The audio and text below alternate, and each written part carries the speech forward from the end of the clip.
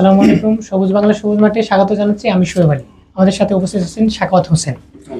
শুরুতেই চলে যাচ্ছি উয়েফা চ্যাম্পিয়ন্স লিগে। আমরা জানি 2020 সালের পরে পিএসজি উয়েফা চ্যাম্পিয়ন্স লিগ ফাইনালে পৌঁছেছে। এই ফাইনালের পরটা তাদের কেমন ছিল এবং এই ম্যাচগুলোতে এই উয়েফা চ্যাম্পিয়ন্স লিগের ফাইনালের পরটা তাদের সবচেয়ে বেশি ইম্প্যাক্ট কোন প্লেয়ারটা ফেলেছে? 1993 সালের পর ইতালি এবং ফ্রান্সের কোনো দল মানে ফাইনালে পৌঁছেছে। আমি যদি আপনাকে বলি, পিএসজির ফাইনালের পথটা মোটেও সহজ ছিল না। প্রথমে তার ম্যানচেস্টার সিটিকে 4-2 গোলের ব্যবধানে হারাইছে। এরপরে তাদের সামনে ছিল হচ্ছে ইংলিশ জায়ান্ট টিম, যারা এবার হচ্ছে ইংলিশ প্রিমিয়ার লিগের চ্যাম্পিয়ন লিভারপুল, তাদেরকে হারাইছে। হারানোর পরে অ্যাস্টন ভিলাকে হারাতে হয়েছে।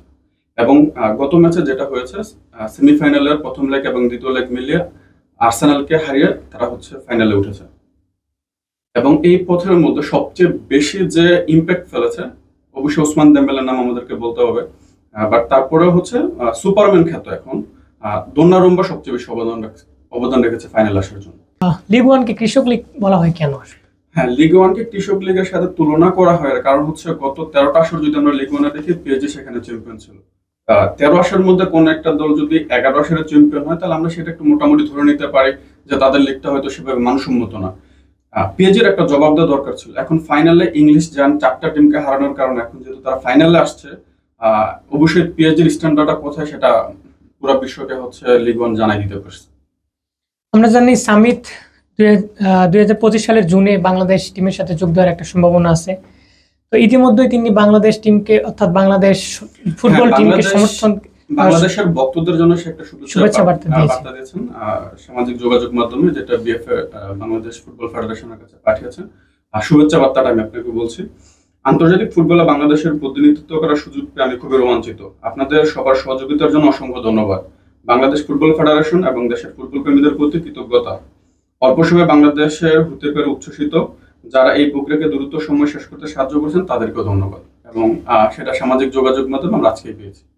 ফুটবল প্রসঙ্গে আরো একটা প্রশ্ন এখানে আসে। 2 গোলে এগিয়ে থেকেও রোনালদোর আল নাসের কিন্তু এখানে হার হয়েছে, এই বিষয়টা আসলে কি? আল ইত্তিহাদের কাছে তারা প্রথমে 2-0 গোলের লিড নেওয়ার পরে হারে।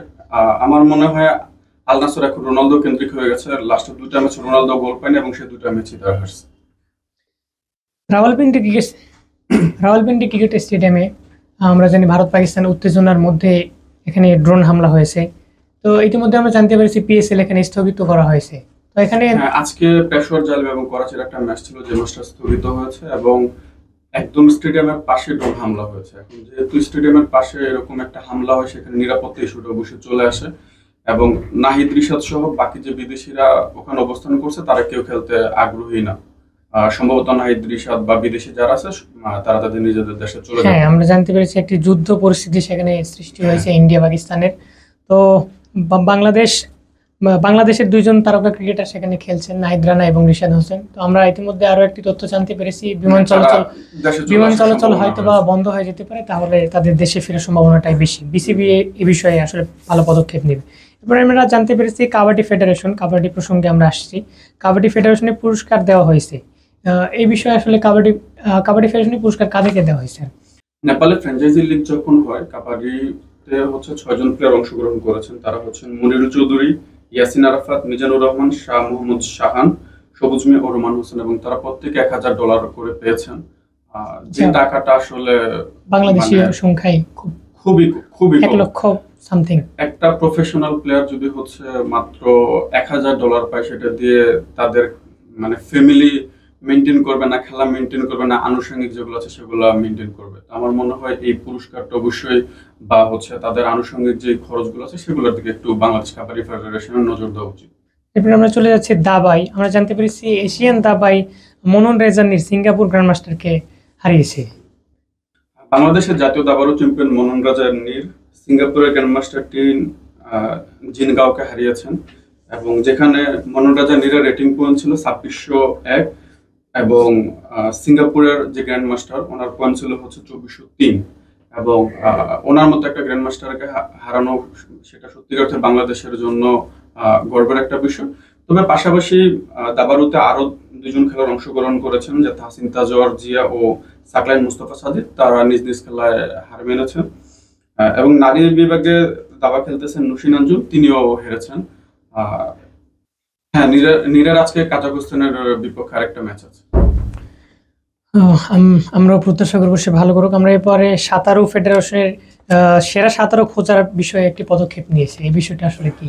সাঁতার ফেডারেশন একটা খুব ভালো একটা পদক্ষেপ নিয়েছে। এখানে তারা 8টি বিভাগের 64টি জেলার মধ্যে সাঁতারুদেরকে নিয়ে 15টি ভেন্যুতে আলাদা আলাদা করে প্রোগ্রাম করছে এবং 10ই মে মিরপুরে সেই সুইমিং পুলে তাদের প্রাথমিক বাছাই হবে এবং সেখান থেকে হচ্ছে তারা প্রথমে 600 জনকে সিলেক্ট করবে। দ্বিতীয় পর্বে যখন বাছাই হবে সেখান থেকে হচ্ছে তারা আবার 100 জন সিলেক্ট করবে এবং তৃতীয় পর্যায়ে যে বাছাইটা হবে সেখান থেকে হচ্ছে 50 জন খেলোয়াড় হচ্ছে বাছাই করা হবে। চূড়ান্ত পর্যায়ে বাছাইকৃত সাঁতারুদের 2 বছরের জন্য দীর্ঘমেয়াদী একটা প্রশিক্ষণ দেওয়া হবে এবং যেটা সাঁতারুদের প্রান্তিক লেভেল থেকে খুঁজে নিয়ে আসা খুব ভালো একটা পদক্ষেপ বলে মনে করছি। হ্যাঁ, বাংলাদেশ নদীমাতৃক দেশ যেহেতু আমাদের আরো ভালো ভালো সাঁতারে পারদর্শী আসুক। সাঁতারুদের আসলে সংখ্যাটা অবশ্যই বেশি হওয়া উচিত, সেখানে কম নদীমাতৃক দেশে কম, সেটা আসলে গ্রহণযোগ্য না। এখন আমরা আসছি ক্রিকেট প্রসঙ্গে হচ্ছে প্রথম বিষয় হচ্ছে নারী ইমার্জিং খেলার মধ্যে হচ্ছে দক্ষিণ আফ্রিকার বিপক্ষে বাংলাদেশের আরো একটি পরাজয় এবং অনূর্ধ্ব 19 দলের মধ্যে যুবরাজ সিরিজ জয় করেছে। দেখুন, বাংলাদেশ সাউথ আফ্রিকা ইমার্জিং নারী যে ক্রিকেট চলছে সেটি সম্পর্কে প্রথমে আসছি। শেষ ওভারে একটি রোমাঞ্চকর ওভার যাওয়ার কারণে বাংলাদেশ ম্যাচটি কিন্তু হেরে গেছে। শেষ ওভারে সাউথ আফ্রিকার প্রয়োজন ছিল মাত্র 7 রান। তবে সাউথ আফ্রিকার নারীরা এদিকে চাপে ছিল, কিন্তু শেষ মুহূর্তে তারা 2 উইকেটে ম্যাচটি জিতে যায়। প্রথমে শুরুতে তারা ব্যাট করতে নেমে বাংলাদেশ ইমার্জিং নারী টিম 151 রান সংগ্রহ করে, কিন্তু তাদের উইকেট সবগুলো শেষ হয়ে যায়। আমরা প্রথম ম্যাচ থেকেই দেখে আসছি বাংলাদেশ প্রথম ম্যাচ একটা বড় ব্যবধানে হারছিল এবং সেখান থেকে দ্বিতীয় ম্যাচে তারা লড়াই করেই হেরেছে। হ্যাঁ, একটু বাংলাদেশ আন্ডার-19 অর্থাৎ বাংলাদেশ যুবা দল শ্রীলঙ্কার সঙ্গে একটি সিরিজ চলছিল, আমরা জানি 6 ম্যাচের একটি ওডিআই সিরিজ চলছিল। এখানে বাংলাদেশ আজকের ম্যাচটি আসলে বৃষ্টির কারণে পরিত্যক্ত হয়েছে, কিন্তু বাংলাদেশ 3-2 ব্যবধানে সিরিজটি আসলে আগেই জিতে নিয়েছে।